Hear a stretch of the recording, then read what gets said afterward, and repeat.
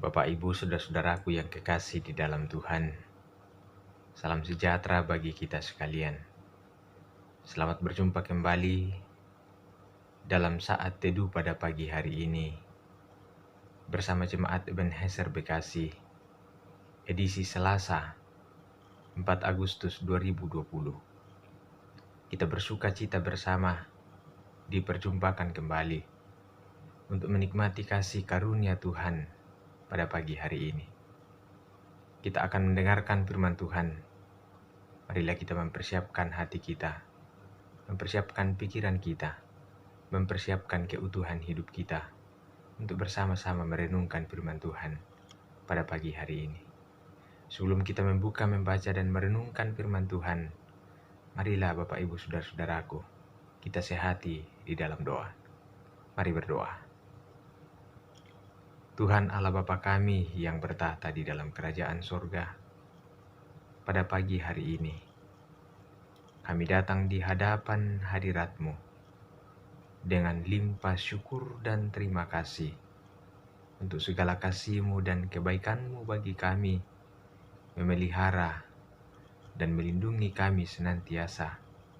Sampai pada pagi hari ini, kami dikaruniai kesempatan baru, di hari yang baru anugerah-Mu.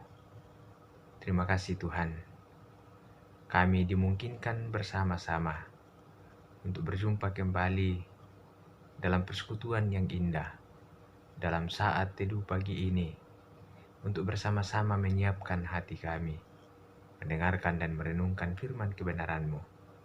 Ya Allah Roh Kudus, kuasailah hati pikiran kami, biarlah kami dapat mengerti firman-Mu dengan baik, dan dimampukan untuk memperlakukannya di dalam kehidupan yang Tuhan masih percayakan untuk kami jalani.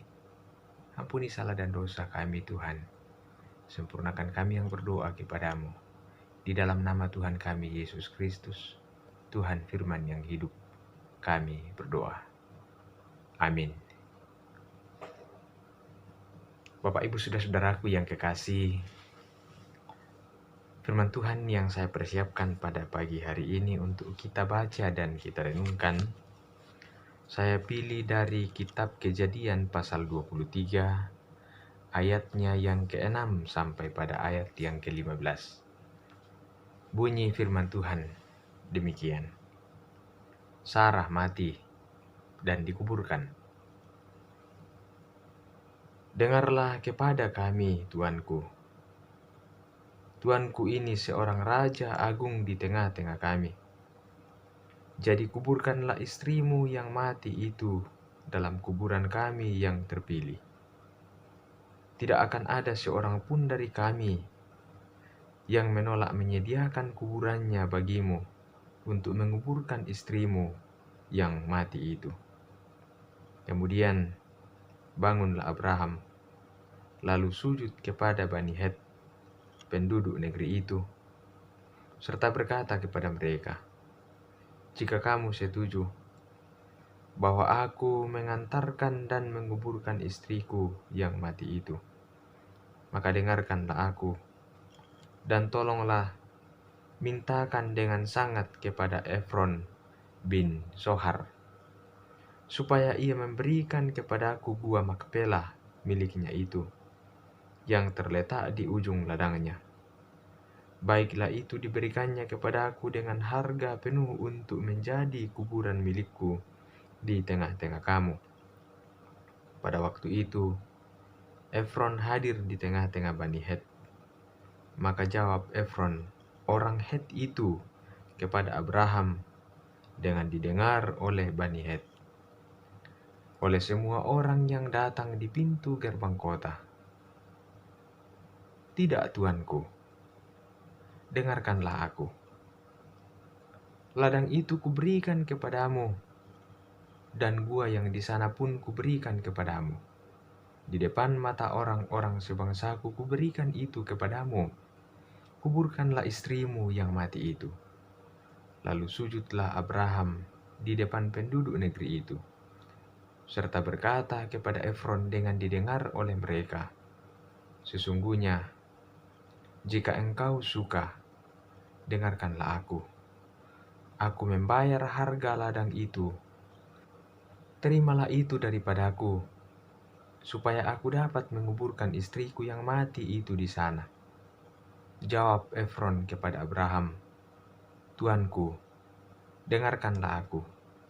Sebidang tanah dengan harga 400 sikal perak. Apa artinya itu bagi kita? Kuburkan sajalah istrimu yang mati itu." Amin firman Tuhan. Berbahagialah kita yang mendengarkan dan berupaya untuk melakukan firman ini di dalam setiap langkah kehidupan yang Tuhan percayakan untuk kita jalani. Amin. Bapak, Ibu, saudara-saudaraku yang terkasih di dalam Tuhan, firman Tuhan pada pagi hari ini akan kita renungkan bersama di bawah tuntunan tema antara sahabat dan uang. Antara sahabat dan uang. Saudara-saudara yang terkasih di dalam Tuhan, kita mungkin tahu atau setidaknya pernah mendengarkan sebuah cerita tentang seorang petugas kebersihan di sebuah kereta api yang pernah menemukan uang sejumlah 500 juta di dalam sebuah kereta yang ditinggalkan oleh pemiliknya.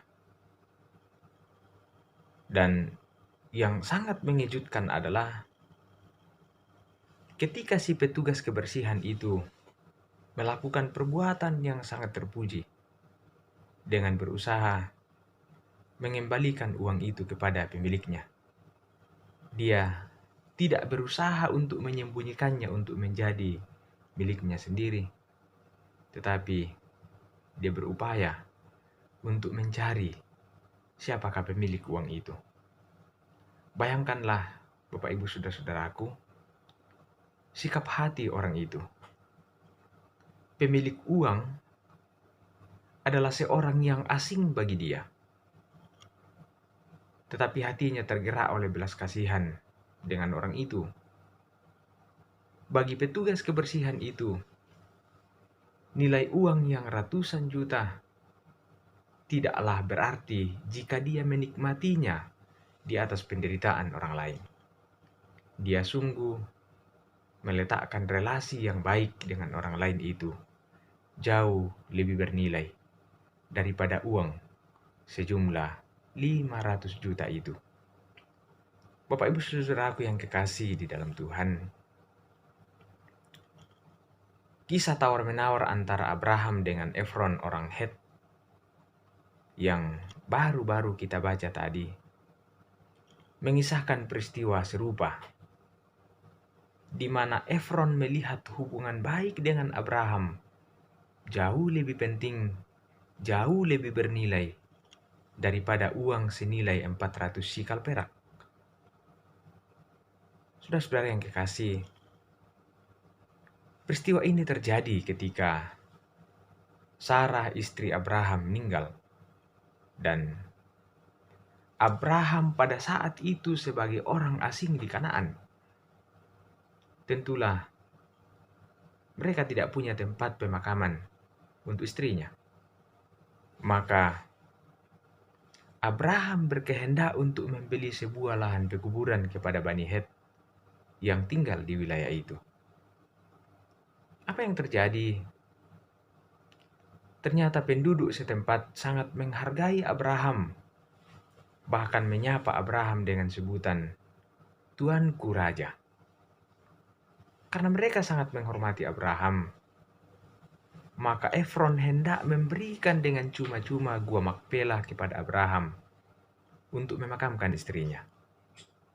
Namun, Abraham juga merasa sangat tidak nyaman jika ia mendapatkan dengan cuma-cuma gua Makpela itu.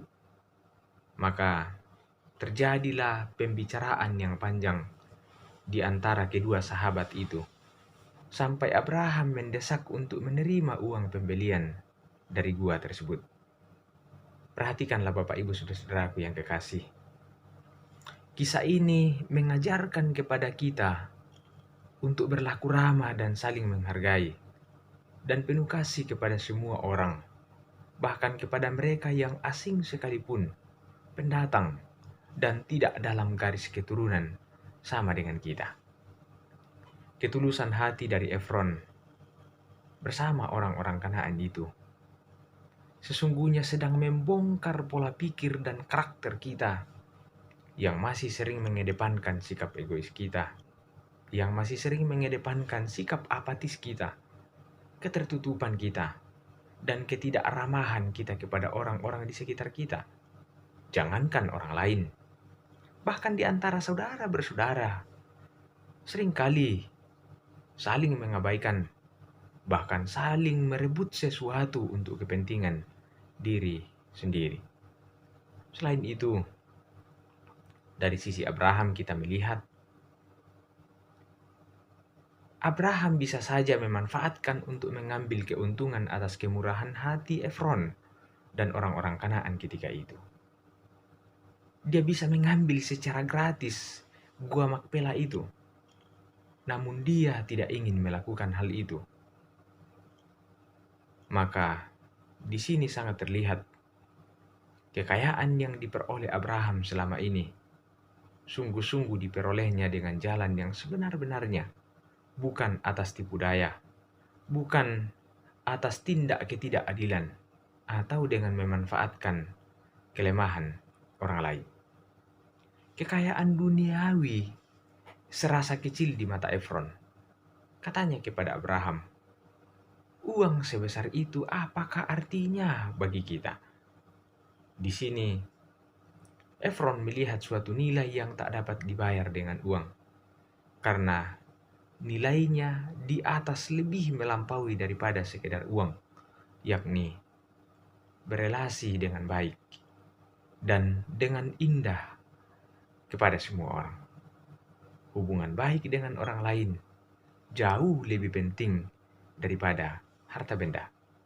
Oleh karena itu, Bapak Ibu Saudara-saudaraku yang kekasih di dalam Tuhan, jika kita mempunyai saudara, jika kita masih mempunyai orang tua, jika kita masih mempunyai rekan sahabat, marilah kita menjaga, memelihara hubungan yang baik itu dengan mereka.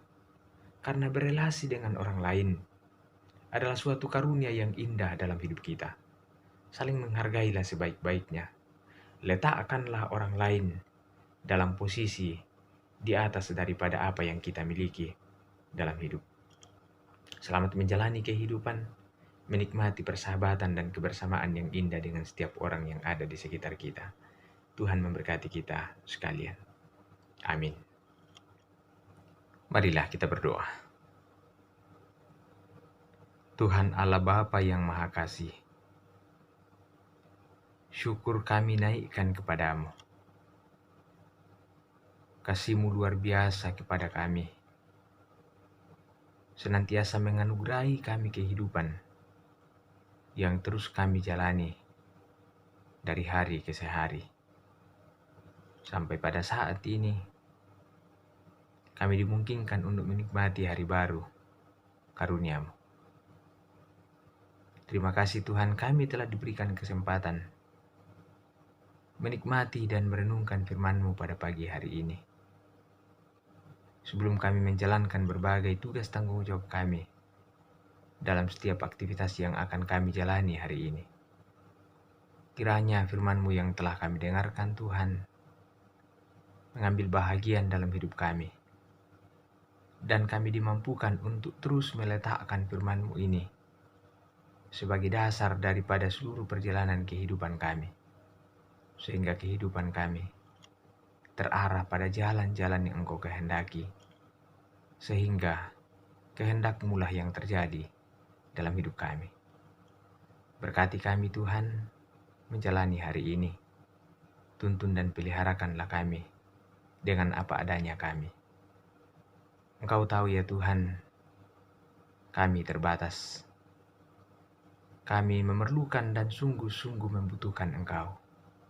Peliharakanlah kami Tuhan dalam segala keterbatasan kami. Bahkan dalam segala situasi dan keadaan kami semua hari ini. Kami serahkan ke dalam tangan kasih-Mu. Tuhan pelihara kami. Tuhan, tuntun kami dengan hikmat-Mu. Biarlah kami sungguh-sungguh terus menikmati hidup ini dengan memuji memuliakan Engkau dalam sepanjang perjalanan kehidupan kami. Ampuni salah dan dosa kami, Tuhan. Segala ketidaksempurnaan kami melakukan kehendak-Mu. Ini doa kami, permohonan kami, ungkapan syukur kami. Kami naikkan kepadamu di dalam kasih Kristus Tuhan Juru Selamat kami. Amin. Bapak Ibu saudara-saudaraku yang kekasih di dalam Tuhan, selamat menjalani hidup karunia Tuhan yang masih dipercayakan kepada kita untuk kita nikmati pada hari ini. Sungguh sesuatu yang luar biasa dipercayakan Tuhan kembali kepada kita untuk kita jalani. Marilah kita menjalaninya dengan sebaik-baiknya. Selamat beraktivitas. Tuhan memberkati dan melindungi kita senantiasa. Amin.